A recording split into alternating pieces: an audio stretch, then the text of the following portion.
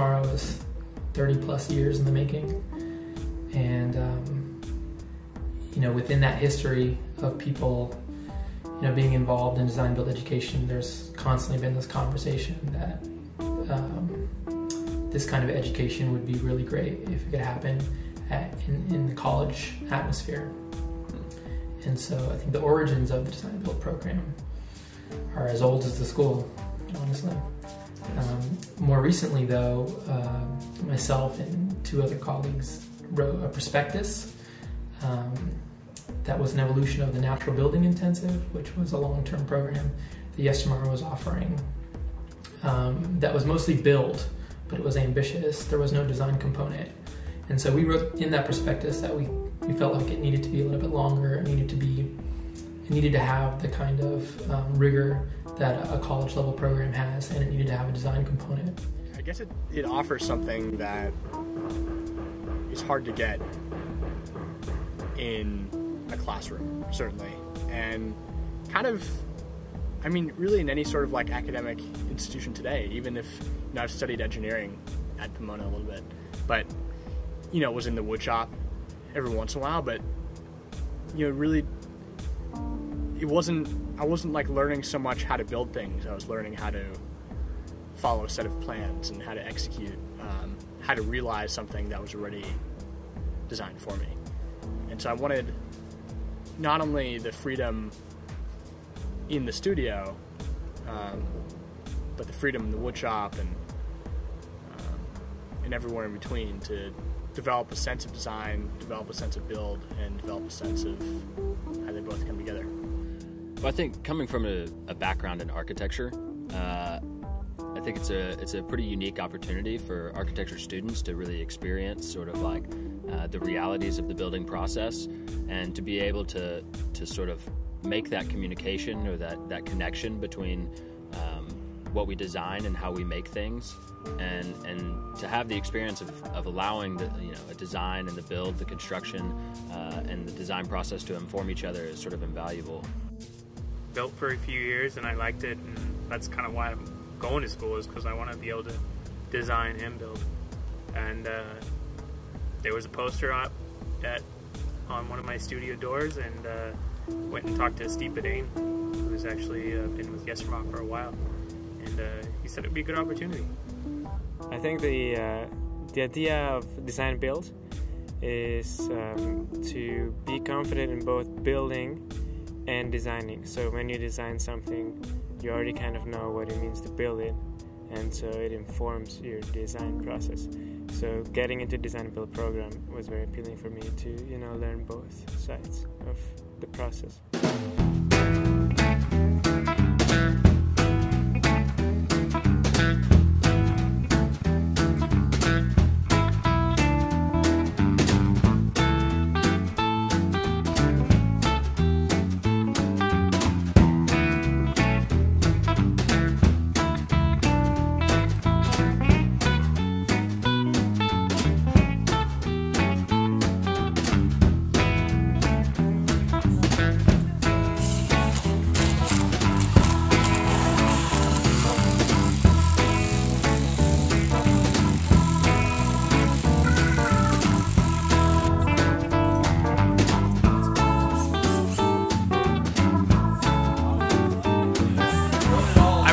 We just fastened our first screws to our tiny house. It doesn't look like much yet,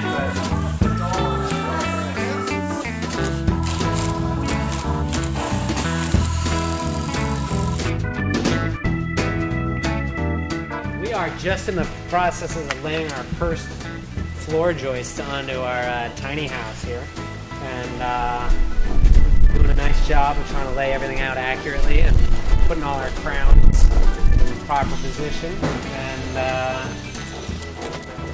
trying to figure out to make sure that we're only fastening with the wood, so that theoretically we can lift this thing off the trailer and not put any ill-placed screws that are going to prevent us from doing it.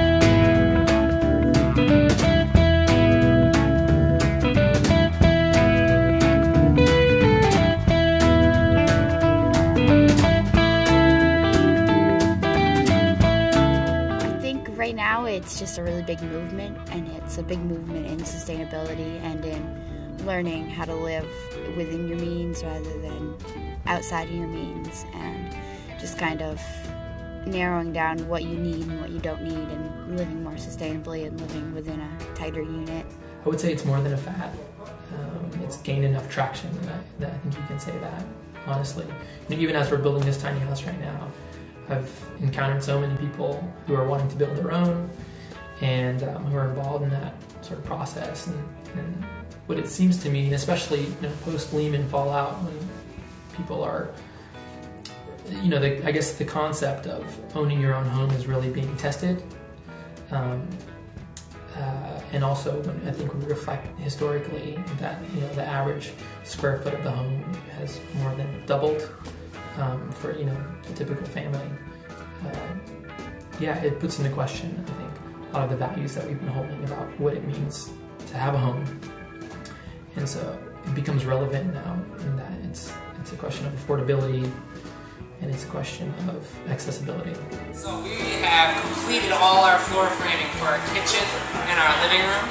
The space that is left out is a little unclear and not fully resolved, which is our bathroom area, which has some different elevations and some sort of placement of pipes that I don't feel like we have complete resolution on, and so we are waiting on that a little bit. But we have kind of got to the end of floor framing. We're about ready to cut our 2-inch foam that we're going to set into here, and we'll foam that in, and then be prepared to deck over all this stuff on Monday. So that's kind of where we're at.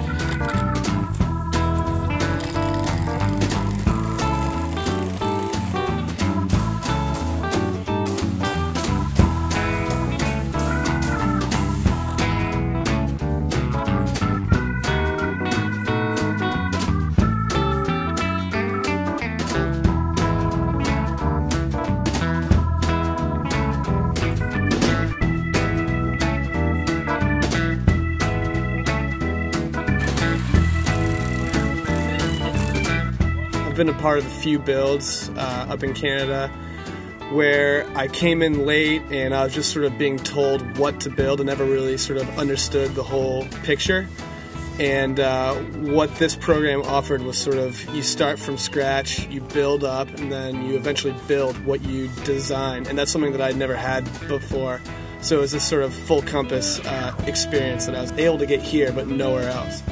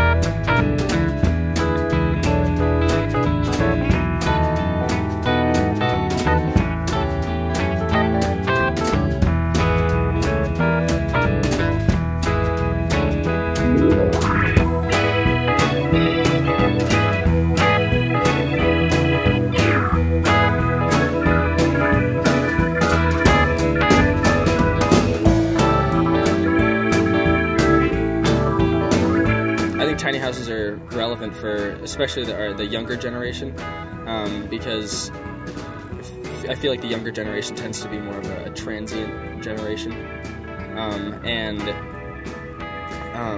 if you have a tiny house, especially if it's on a trailer, your house can move with you.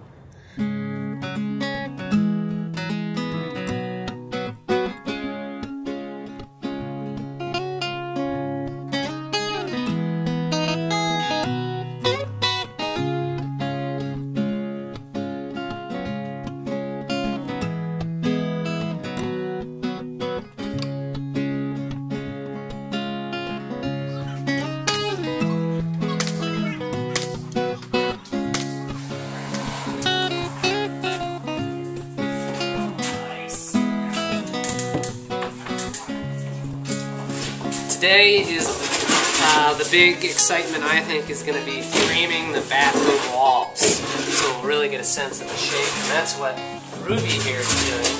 Offsetting this rip down 2x6, 15/16 in order to be able to attach it plumb. It's really cool. Everyone is kind of like their own individual in that way, and learning to, you know, cooperate with everyone can be challenging at times, but it's also a very good learning experience, whereas you're trying to find a balance between your own creativity and working with a group collectively and learning together and just, you know, pretty much being a community while building this house is a really cool aspect. I think the group is nice. A lot of people from different places working together. It takes a while to get to know everybody and figure out how to work with everybody, but I think that's really a good part of the learning experience, to be able to work with other people. The instructors are all really great. I mean, they're all really good at what they're doing, and you learn a lot of things just by hanging out with them, you know, watching them, observing how they do things and how aware they are of what they're doing. So. Yeah, designing with 12 people can be a challenge, but I think that it's something that is going to benefit all of us in the long run. I mean, in design school and architecture school, I think you get to design a lot on your own, and I think that has its benefits, but designing with other people is a reality that as professionals we'll be experiencing for the rest of our lives. And so learning to sort of design as a team or design in collaboration, I think is a really important learning process that we're all sort of going through. We're running wires today. So trying to get our electrical plan all settled and boxes set and wires run. There are cases where a white wire is used as hot. We're not doing it in our house, but there are cases, and it's allowed. The code just says when you do that, take black tape and tape it around the wire. So somebody looks at that and goes, why is that white wire black? That's why. So if you ever open a box and you see marker or black tape that's, you know, looks like somebody did it intentionally, they weren't just taping a wire, then you should say to yourself, there's something hot. My linesman's pliers, and I'm going to twist these together to get them started.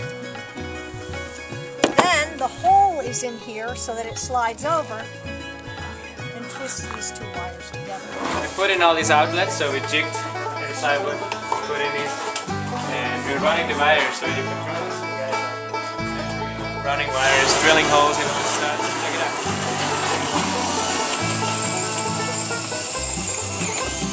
Figure out where it needs to go back into this hole. Two holes.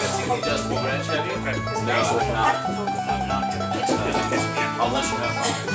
So take that all the way to the other smoke detector. This is how the two smoke detectors will talk to each other. Okay. Feed here, and then this will energize the other one.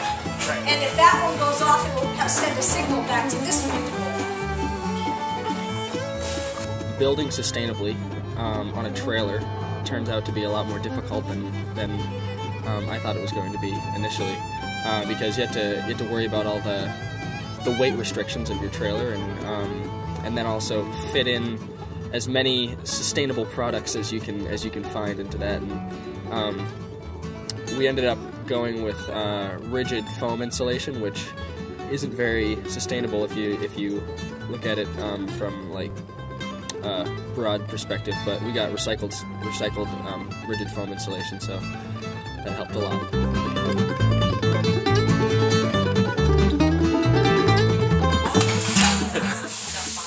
So you go first. So, Henry and I are up here on top. Two strapping guys doing a lot of strapping work. Oh! It's so we can, so the standing seam guys can put the standing seam down and have a nailing surface. Cool. That's right, right? That's right. Cool. Yeah, that's right. Standing seam's gonna go out, and the other foam's gonna come up right to that edge. We're considering there's gray water that we aren't actually laser Yeah, it recording depends this. on what the client wants to do. We would never do anything that wasn't up to code Right. and strictly legal. Yeah. Plan view, sink, stove, refrigerator, drawers, side view. Now I'm going to see what materials we need to make it happen. Assuming that we hide the upper portion. We hide this. Mask it with this. Right. I mean, I did a quick measurement. If we come out 12 inches, we will gain 4 inches.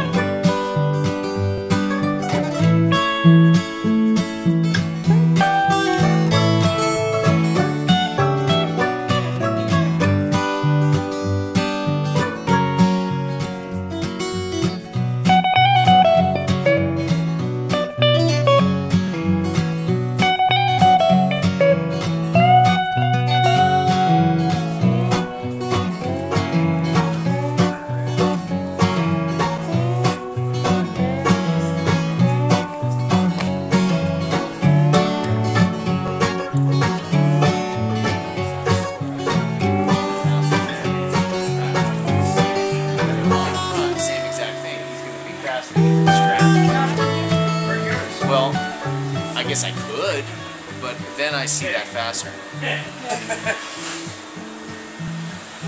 Yeah.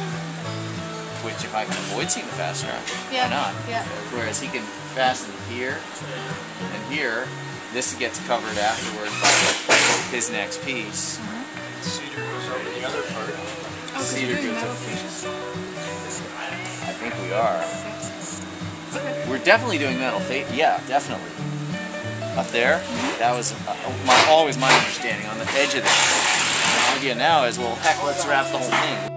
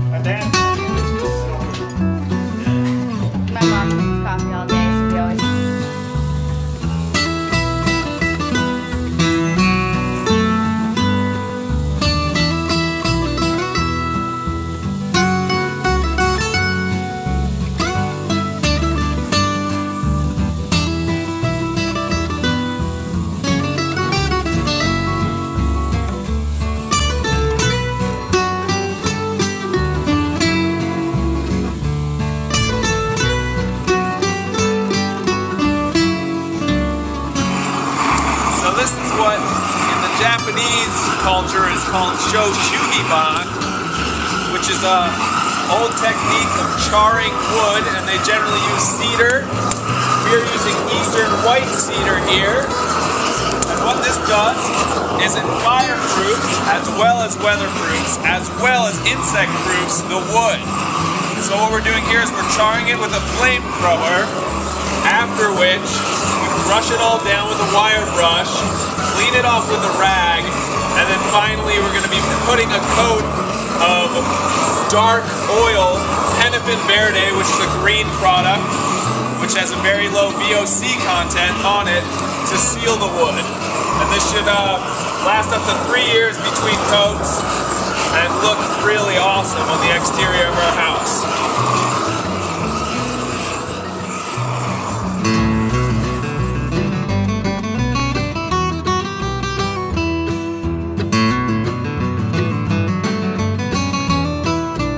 So after days of charring and oiling, the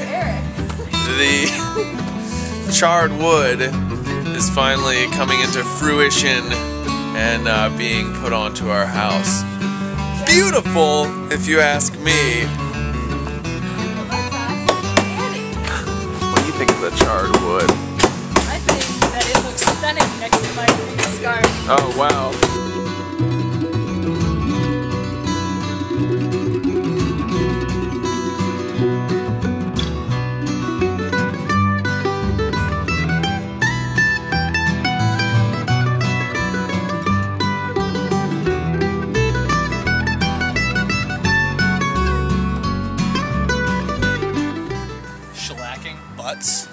Of these butts that we're shellacking. This is trim. The tri-butts. The trim. And we're shellacking them. At least we're trying to shellac them, but we've got this Look at how nasty that growth on this brush. Trim. Trimming. Putting up the trim? Yeah, playing with trim. Nice. Yeah, that one would work, right? Got all our trim lined up. Ready to put up. Oh, there's a piece of trim. Making cabinet boxes there, eh? Cool. Yeah, Baltic burst ply, fronts, backs. Nice. The boxes are over there. Working on the rainwater catching system for a helm here. It's going to be a aluminum gutter system angled towards the exterior of each side of the house. And from there, the water that it collects is going to feed into some kind of salvaged can. Nice. Yeah, like maybe 55-gallon drums.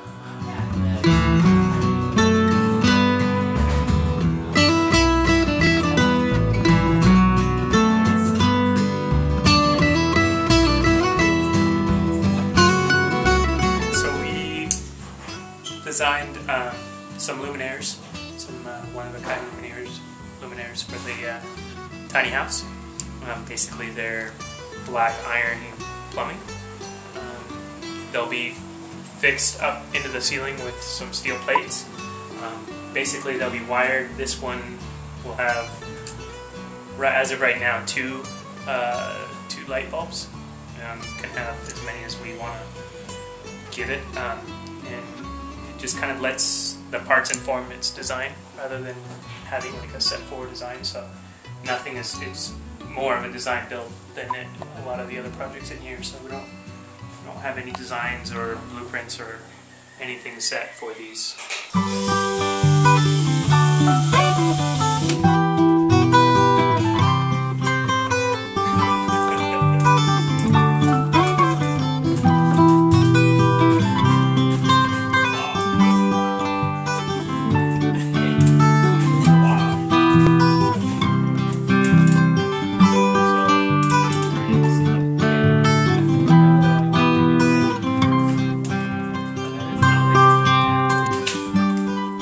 Oh, you want me to just go? Just go.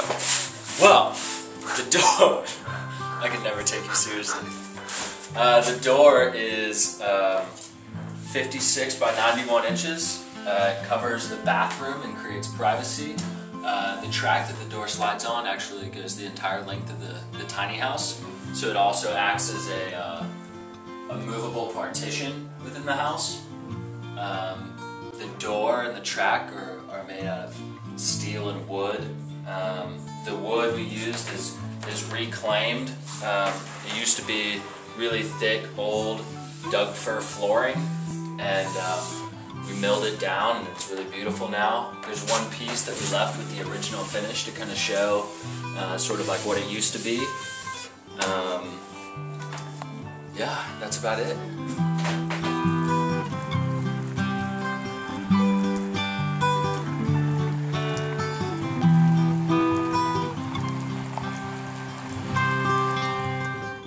Habitat was awesome, and that's also it's funny because Habitat, designed by Moshe Safdie, when he was 23 years old. So it's strange to see the correlation and sort of the similarities, or maybe some of the differences between what people were doing on Prickly Mountain at a similar age to what Moshe Safdie was doing in Canada, and what we're doing now, sort of. But yeah, it's really fun to see.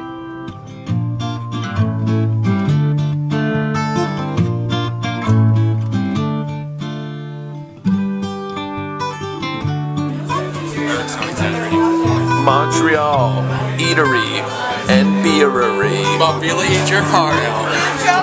Mobile, eat your heart out. Awesome.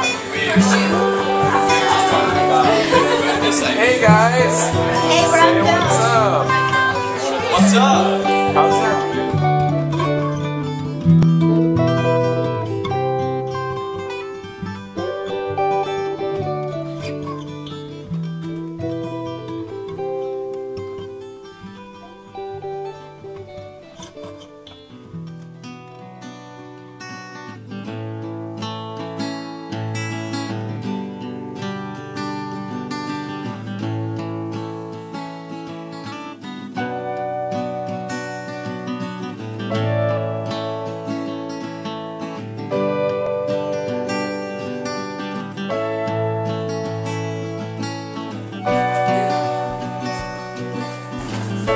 How's the bed coming in the shelf, eh? It's good.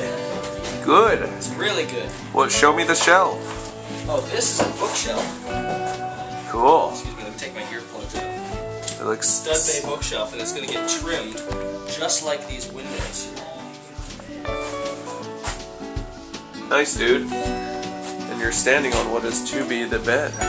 Full-size mattress.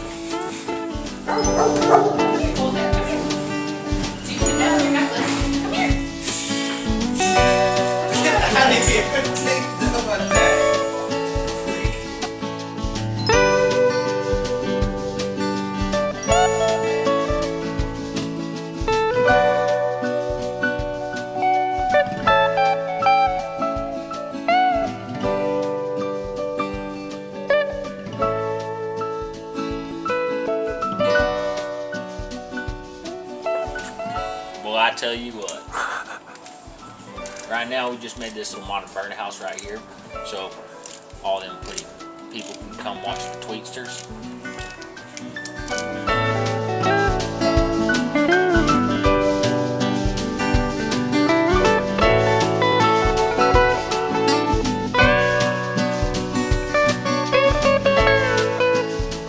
Well, you could do it on a table saw. Okay. You could do it with well, that's probably the simplest solution. Okay. Set up a table saw at the appropriate bevel. Yeah. It'll be a little sketchy holding onto that. You're not supposed to do anything shorter than a foot. Right. So, this is a little dubious, but I think we could do that. Maybe we'll talk about it for you. That way, take this line.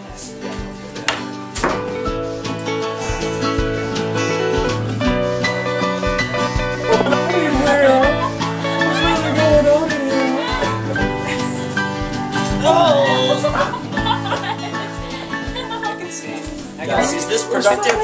Oh my god, it's violent!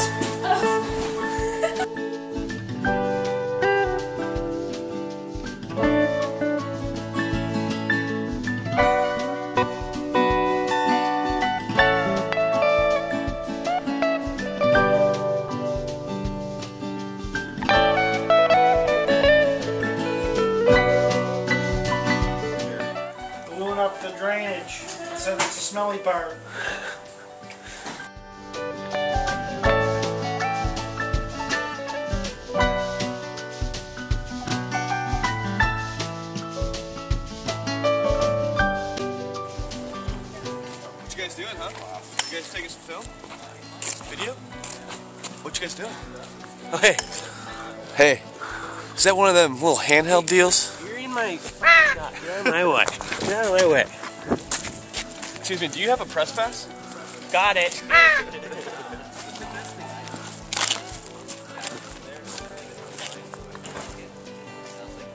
I'm out of battle proof. Yep.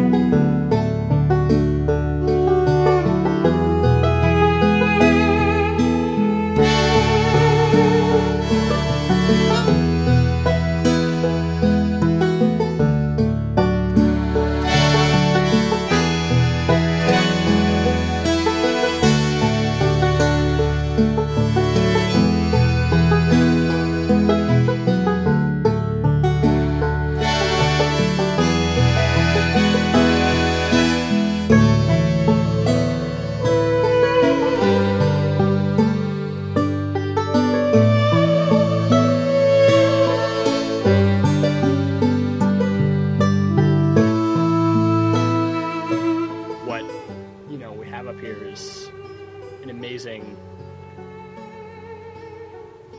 amazing accumulation of ideas and personalities, and it's quite a design. It's quite a tiny house full of big ideas and big personalities for sure.